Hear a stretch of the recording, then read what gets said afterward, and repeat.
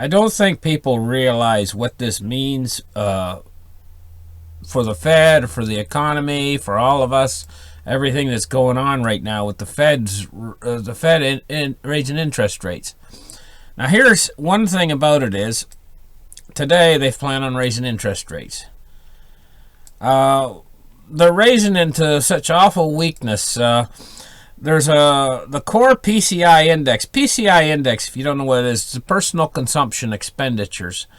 And what it basically amounts to is the things people are buying for personal consumption. And they use this as a core index to see how they can measure the core inflation. This has been dropping lately. And it's indicative of the economy losing steam and people not buying things. A little bit of a deflationary funk in the economy.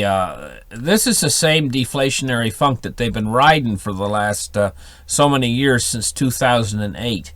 That they've claimed they've had an economic recovery, but they never really had an economic recovery. They've always had this economic funk.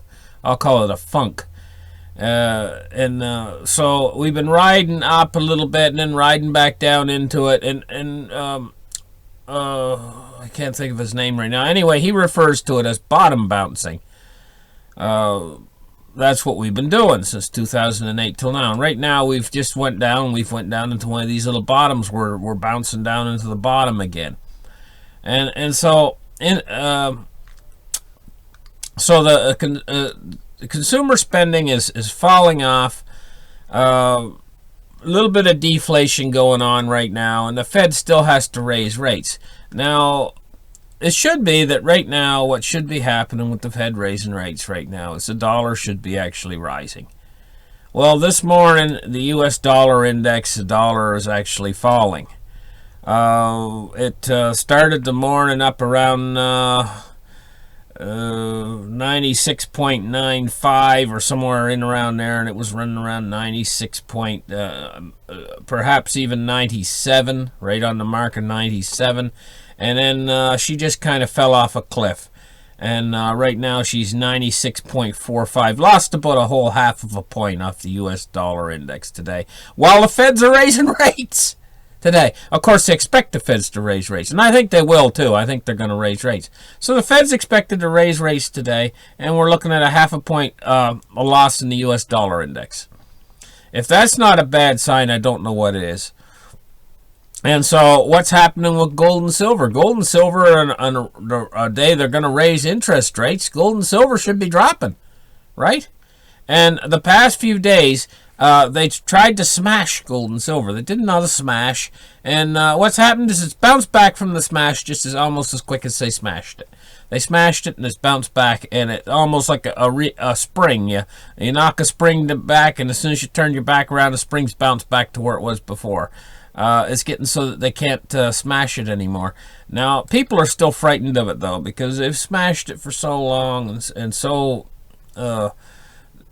with so much force that people are now scared to invest in it. So where are they going? They're investing in cryptocurrencies. But I'll tell you what I think's happening in cryptocurrencies right now. I think that we've pretty much. I think that it's blowing its top off. It's done. I think pretty much all it's going to do for now.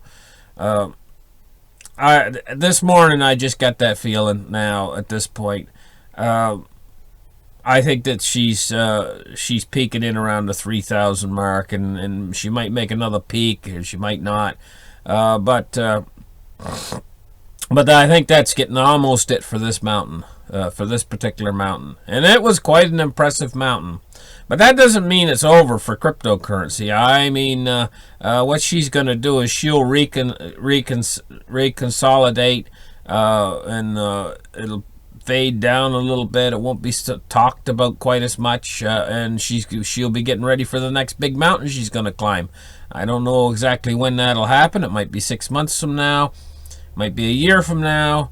It could be a year and a half. I don't think it's going to be too much longer. I don't think it's going to be 2 years, but I think it's going to be coming. And I'm going to tell you, when it makes its next big mountain, this next big mountain is going to be the big one. So between now and when it makes its next big mountain, you better get yourself into the cryptocurrency space and get your cryptocurrencies packed away. So wait for it. Wait for it to come down to its bottoms. I don't know, maybe its bottoms might be 6 months from now.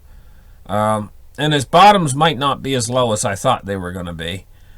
Because I don't think the scaling issues are such a big issue after all. Wait until the cryptocurrencies get down to their bottoms. I don't know. I still think Bitcoin might go down as low as 1,500 or something, and that's when to buy. Buy it with both hands when it gets down there as low as it's going to go. And because the next big mountain when she's coming, she's going to be that much bigger than the one we just had.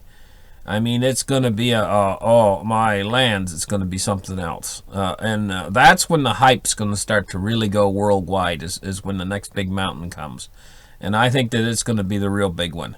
That's what I think. The next big mountain. I think it's going to be 3-4 times bigger than this one. So anyway, that's enough on cryptocurrencies. So I think we're in big trouble anyway, because I think the Fed is forced to raise rates now, and I think they're forced to raise them again before the year's over. And I think they're going to get away with it this time, this rate hike raise. I think they're going to get away with it. I don't think the markets are going to react too much to it at all. They'll probably go up a little bit, if anything. I think it's the next rate hike that they're going to start to get in trouble on. And eventually what they're going to have to do is they're going to have to go back to quantitative easing, and they're going to have to do helicopter money too, both. That's when the dollar's really going to start to die, is when they reverse course. So far, see, they haven't reversed course, and still we're having the dollar lose steam. With them even in a cycle of rate hiking. The dollar's starting to lose steam. This is really looking bad for the dollar. So they raise rates this time, and if they can show strength in raising rates, they might stave off the dollar for a bit longer. But that's really what this is all about. Let's get down to the nitty-gritty. This whole rate hike business is all about support for the dollar. The dollar's been being eroded. It's fundamentals of the dollar. Why they call it the petrodollar is because the fundamentals of the dollar is buying oil with it. And this is being eroded over in the Middle East. Why do you think the Saudis just went out and bought $100 billion worth of U.S. weaponry? They bought that weaponry so that when this gets all said and done, they won't be as reliant on the United States to stand behind them. But the Saudis have been awfully good friends to the United States over the years. They've been hurting themselves for the sake of the United States. The support of the peg is all about support of the United States, the support of the real peg, the peg to the U.S. dollar. And this has been costing them an awful lot. I think something offhand, I did the research into it, but I think offhand it's something like $80 billion a year it costs them to support the peg.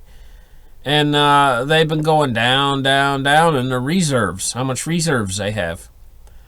And so now it's going to cost them $100 billion more for these. Their funds are not unlimited, Just because they're Saudi Arabia, the funds are not unlimited. They do have limitations on what they can purchase. So they just purchased $100 billion worth of weapons. When they get all those weapons, they'll be able to take care of themselves an awful lot better. So the United States, this is all undermining. These banks that were set up by China and so on, and their new system that they have for moving money that sidesteps the SWIFT.